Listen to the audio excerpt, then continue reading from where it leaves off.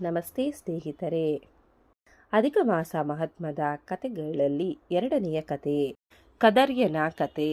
ಇದು ಬೃಹನ್ನಾರದೀಯ ಪುರಾಣದಲ್ಲಿ ಹೇಳಿರುವ ಕಥೆ. ಕೇರಳ ದೇಶದಲ್ಲಿ ಒಬ್ಬ ಬ್ರಾಹ್ಮಣನಿದ್ದ. ಚಿತ್ರಶರ್ಮ ಎಂಬುದು ಅವನಿಗೆ ತಂದೆ ತಾಯಿಗಳಿರಿಸಿದ್ದ ಹೆಸರು. ಆದರೆ ಅವನು ಅಪಾರ ಶ್ರೀಮಂತನಾಗಿದ್ದರೂ ತುಂಬ ಜಿಪುಣನಾಗಿ ಬೆಳೆದನು. ಆದ್ದರಿಂದಾಗಿ ಕದರ್ಯ ಎಂದೇ ಜನ ಅವನನ್ನು ಕರೆಯತೊಡಗಿದ್ದರು.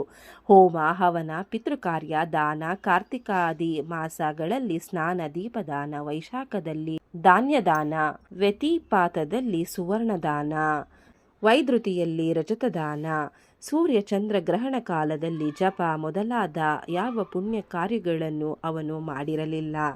ಅದರ ಬದಲು ಕಂಡವರನ್ನು ದರಿದ್ರನಾದ ನನಗೆ ಏನಾದರೂ ನೀಡಿ ಎಂದು ಸುಳ್ಳು ಹೇಳಿ ಭಿಕ್ಷೆ ಬೇಡುತ್ತಾ ಬದುಕುತ್ತಿದ್ದನು. ಕೊನೆಗೊಮ್ಮೆ ಅಡವಿಯಲ್ಲಿ ನೆಲೆಸಿದ್ದ ಒಬ್ಬ ತೋಟದ ಮಾಲಿಯೊಂದಿಗೆ ಸ್ನೇಹ ಬೆಳೆಸಿ ಅವನ ಮುಂದೆಯೂ ತಾನು ದರಿದ್ರನೆಂಬಂತೆ ನಟಿಸಿ ಹಣ ಕೀಳತೊಡಗಿದ. ಅವನ ತೋಟದ ಕಾರ್ಯದಲ್ಲಿ ಸಹಾಯ ಮಾಡುವ ನೆಪದಲ್ಲಿ ಅವನ ವಿಶ್ವಾಸವನ್ನು ಗಳಿಸಿದ.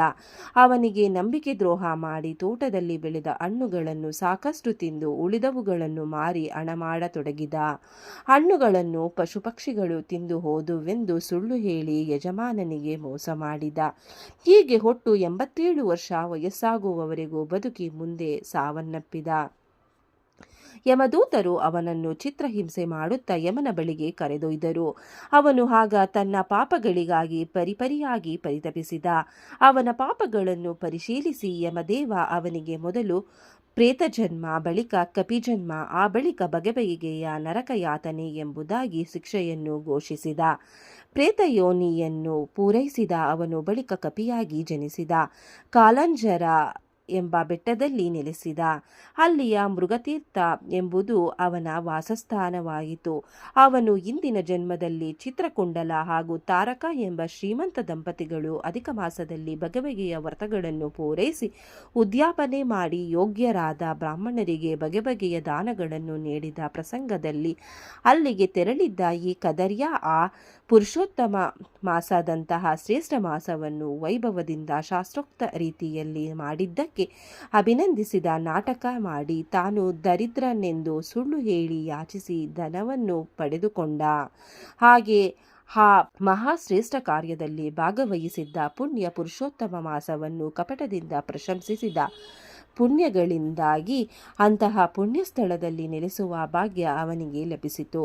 ಕ್ರಮೇಣ ಪರ್ವತಪ್ರಾಯವಾಗಿ ಬೆಳೆದ ಆ ಕಪಿಗೆ ಒಮ್ಮೆ ಬಾಯಿಯಲ್ಲಿ ವ್ರಣವಾಗಿ ಏನನ್ನೂ ತಿನ್ನಲು ಸಾಧ್ಯವಾಗದಂತಾಯಿತು. ಹಸಿವು ಬಾಯಾರಿಕೆಯಿಂದ ಬಳಲಿ ವೃಕ್ಷಗಳಿಂದ ಹಣ್ಣುಗಳನ್ನು ಕಿತ್ತು ತಿನ್ನಲು ಪ್ರಯತ್ನಿಸಿ ವ್ರಣದ ವೇದನೆಯಿಂದಾಗಿ ತಿನ್ನಲಾಗದೆ ಅದನ್ನು ಬಿಸಾಡತೊಡಗಿತು. ಹಾಗಿದ್ದಾಗಲೇ ಅಧಿಕ ಮಾಸದ ಪರ್ವಕಾಲ ಆಗಮಿಸಿತು.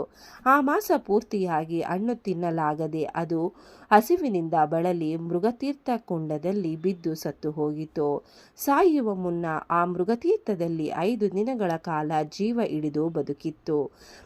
ಮರಣಿಸಿದ ಅದು ದಿವ್ಯ ದೇಹವನ್ನು ಪಡೆಯಿತು.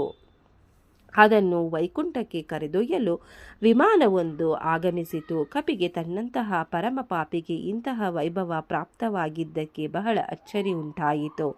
ಆಗ ವಿಮಾನದಲ್ಲಿದ್ದ ಸುಶೀಲ ಪುಣ್ಯಶೀಲರೆಂಬ ವಿಷ್ಣುದೂತರು ಅವನಿಗೆ ತಿಳಿಸಿದರು, ನೀನು ಪುರುಷೋತ್ತಮ ಮಾಸದಂತಹ ಪವಿತ್ರ ಮಾಸದಲ್ಲಿ ಉಪವಾಸವಿದ್ದುದರಿಂದಲೂ 5 ದಿನಗಳ ಕಾಲ ಮೃಗತೀರ್ಥದಲ್ಲಿ ಸ್ನಾನ ಮಾಡಿದ ಪುಣ್ಯದಿಂದಾಗಿಯೂ ನೀನು ಎಸೆದ ಹಣ್ಣುಗಳನ್ನು ಜನರು ತಿಂದಿದ್ದರಿಂದ ಅಪಾರ ಪುಣ್ಯ ಲಭಿಸಿ ನಿನ್ನ ಸಕಲ ಪಾಪಗಳು ಪರಿಹಾರವಾಗಿ ಇಂತಹ ಸುಯೋಗ ಲಭಿಸಿದೆ.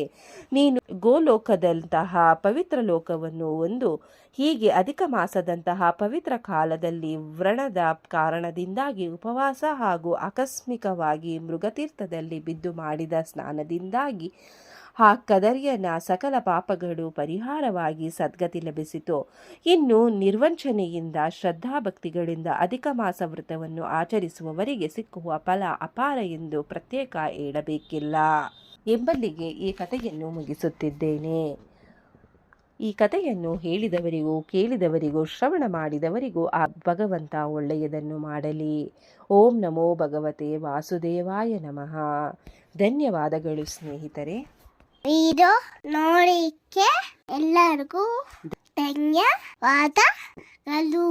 ನಿಮಗೆ ಈ ವಿಡಿಯೋ ಇಷ್ಟ ಆಗಿದ್ರೆ ಪ್ಲೀಸ್ ಒಂದು ಲೈಕ್ ಮಾಡಿ.